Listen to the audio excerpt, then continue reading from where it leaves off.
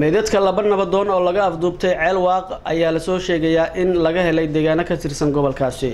Wararka naga soo gaaraya degmada Ceelwaaq ee gobolka Gado ayaa sheegaya in la soo dhigay meydka laba nabadoon oo lagu afduubtay deegaanka Ceelwaaq.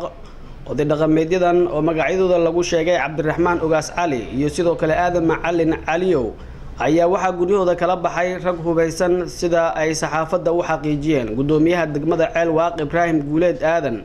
waxaana uu intaasi ku daray in odayaashaasi lagu dilay meel suuqa isagoona dilkaasi ku eedeeyay in ay ka dambeeyeen ururka Al-Shabaab waa sida uu hadalka u dhigay.